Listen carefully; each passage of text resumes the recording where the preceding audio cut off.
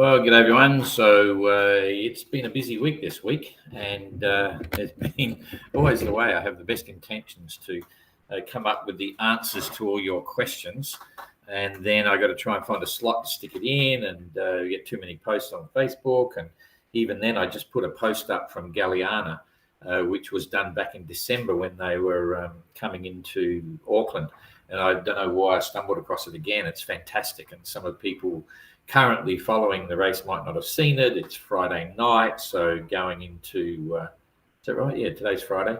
Going into the weekend, so it's a bit of a fluff time, and it's really worth watching if you haven't seen it. It's a great little film clip. The singing's average, save me a beer or something. Actually, it's quite fun, but the vision that I've got behind it is kind of cool. It's the epitome of what the OGR stands for, sailing around the world with a group of your friends or hot sailors or whatever you like on classic boats and having a ball, facing a shared experience with the adventure and so on. So anyway, I've got some short questions. I've got 16 questions, so it shouldn't take too long to go through. And some of those are probably even, some of these will be answers or whatever, comments and bits. So I'll go through these ones. So we just got an update on Translated, which is down below this as well. They're hoping to do a self-repair, but honestly, I don't think it'll happen. Even Marco, he just rang half an hour ago, says the chances are very small, but they still want to keep the options open, and then they'll try and do a local repair if they believe they can. If not, then they'll look at even shipping the boat on a ship to Montevideo, do the repairs there, and quickly get to Punta Leste Yacht Club, and then make it happen for leg 4 of the race. So they're really keen to try and stay in the competition, even though outside assistance will mean that they don't get any rankings for leg 3. Anyway, I digress. So questions. Okay, from Terry Johnson. Are the boats required to go around to the east of the Falklands as the red rum line suggests? No, they can go anywhere they want. The only mark of the course down there is Cape Horn. They have to leave that to port. And if you saw White Shadow, we started to wonder what they were up to today. But they did eventually leave Cape Horn to port. And then after that, they can go wherever they want up to Punta. Jeff, g'day, Don. I've started to listen in on the weather skeds and boat-to-boat skeds with Passage Guardian. Many thanks to Rob Leslie, large better half of the links, etc. Maiden certainly comes in a lot clearer than others. Do you know the difference in boat equipment and or setup between boats and why this is the case? Makes for interesting listening. Well, first of all, if anyone does do that, we've got to be really careful. Then it's okay to listen, but try not to talk. Anyway, it's all part of the course there.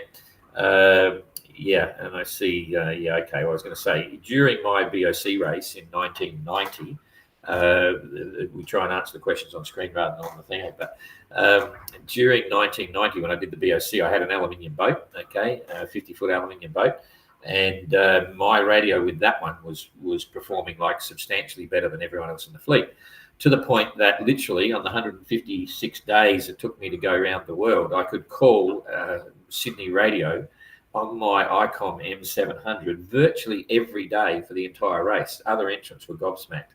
And it was because of two things. In essence, the aluminium hull creates a very good ground plane for your aerials, a good earth.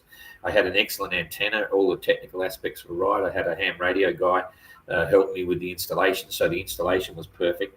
And also to assist, Sydney radio back in those days were very active. They even used to do radio phone calls to cruise ships, so you have 1,000 passengers on a cruise ship.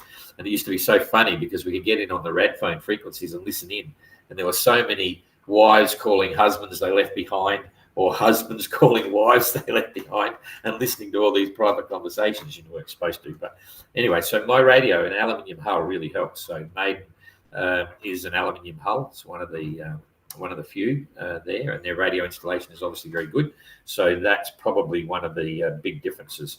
Most of the radios are similar, and you don't need a big, powerful radio to get a long way. You can have a weak radio if you've got everything else working for you, the various earths and proper connections and so on. So the ground plane is really quite important. Okay, so just thing over there. Okay, Don, might it be nice to things to do? Send Peter up as one of those three. This is a question one. Okay. Hi, Don. I cannot tell you how invaluable these Q&A streams are. You're an absolute wealth of information, and sincerely thank you for this. Okay. Thank you. Question on the notice of race, you allow certain type. Oh, this is GGR. Okay. Well, we're here anyway. In the notice of race, you have certain type of wind vanes. I can't help but realise that the Cape Horn wind vanes are not amongst approved vanes. No, they are. We had one entrant in the 2022 GGR who put forward a submission on a Cape Horn wind vane, and we accepted that, but he never made the start. So, and the reason we said we will only approve wind vanes is because wind vanes are a safety item when you're sailing solo around the world. If your wind vane fails, you could be in deep poo, right? In the Southern Ocean, you can get into real trouble. So we need to know that the wind vane chosen is a good one. It's got a reputation and it's got a proven track record in the Southern Ocean. So when we've had failures, we investigate those failures and come up with reports. There were some that modified wind vanes in the last 2022 edition of the GGR, and that would directly cause the failure of the vanes. So now for the next edition, before you do any modifications, you have to notify us, the organizer, and the manufacturer of the wind vane, at least to give them the option to pass comment. Right? We're not going to stop people from modifying it, but they need, because we didn't know. If we had known, I would have said, "Jeepers, you're kidding me! That'll never work," and it didn't work. So, so we treat wind vanes very seriously. So, if an entrant comes up with a new wind vane, a different brand that's not previously been approved, they have to give us a full report and show us the reasons why they believe the wind vane will survive the journey around the world. And Cape Horn was already previously approved. It was simply no one tried to prove it. No. Sorry. Anyway, you can see that. My second question is about the monitor wind vanes approved the geo modifications. Can you explain these modifications? Quite simply, the brake tubes on the pendulum rudder were not strong enough, and we had some issues with the bevel gears jumping off the conrod going up to the flip vane. So that had to be addressed, and the manufacturer addressed that. And I'm assuming that anyone using a monitor they must have the approved modifications for GGR. Otherwise, we won't let them use a monitor. So because we had, RVig in 2018, effectively got rolled, dismasted, and all the rest of it while he was trying to fix one of the 2 weak brake tubes. He had boat hove to, it was only blowing 35 knots in 3.5 meter seas, and he got rolled over, lost the mast. If the wind vane hadn't have broken, it wouldn't have been a problem. And in the Southern Ocean, Susie Goodall had problems with the monitor. And in the Southern Ocean, you can't afford to do that. So again, we got the manufacturer to give us suggestions on what they do to approve it, and that's what they do. So there you go. Second question, lastly, what would be the wind vane you would choose if you did the next GGR? Well, it depends on the boat. That's the short story. There are different types of boats, but I have no question at all in recommending the Hydrovane. Okay, that was the vane that I was going to use in the GGR when I was intending to enter. I had one on the boat already, and it was after that fact that Hydrovane came in to support the race as a partner. And it was over 18 months after the decision was made to insist that all entrants have a complete spare rudder system, because the Hydrovane does that as well. But anyway, so that's what I do. But I should also say some people like a servo pendulum system, and my 2 favourite vanes in the world is Hydrovane if you need an auxiliary rudder system, and if you're after a servo pendulum system, then I have no hesitation in recommending the Aries wind vane. I used to sell them for many, many years.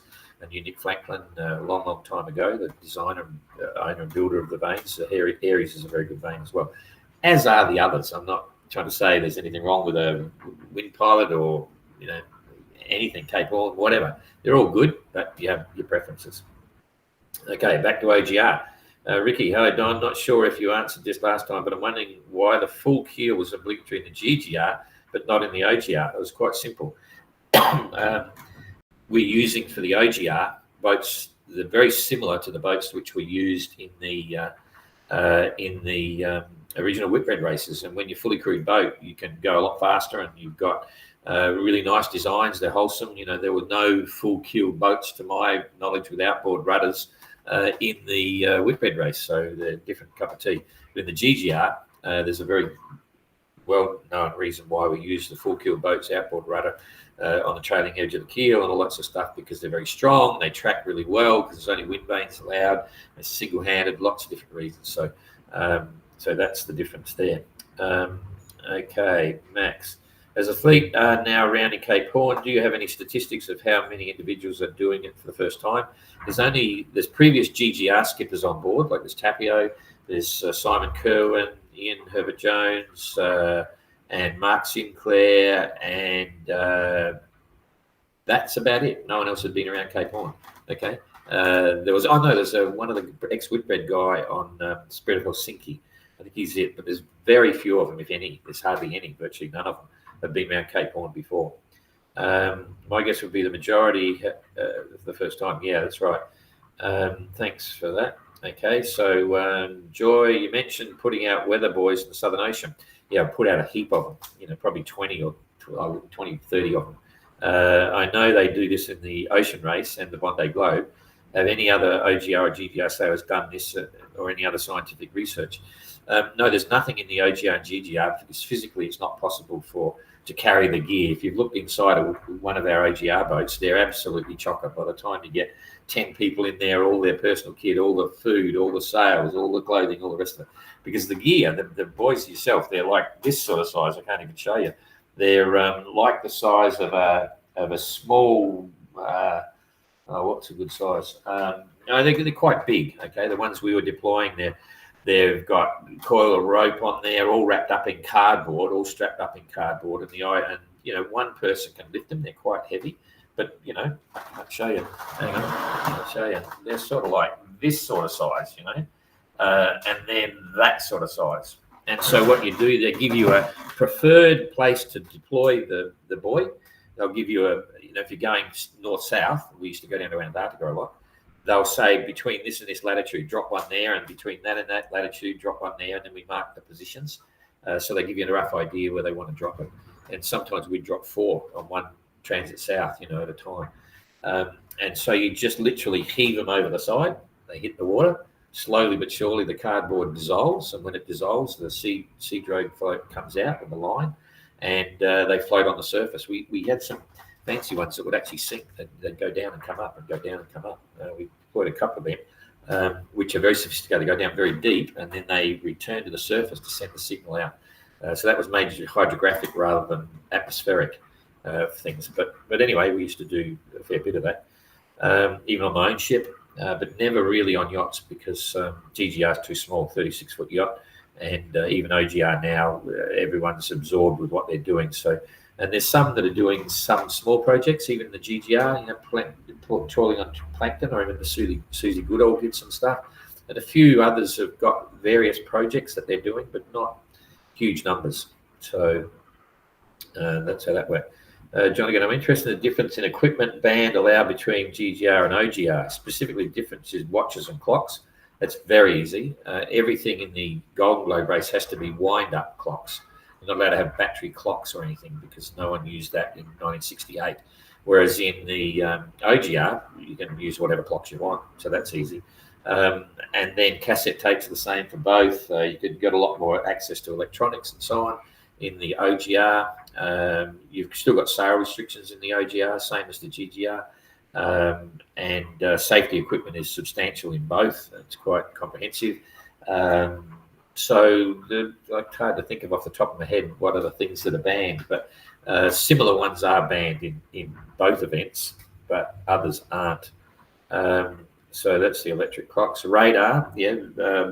We don't require it as mandatory, but most of the OGR boats have got radar. Okay, they can use them in an emergency. If they're not showing a GPS, they can use them anytime they want.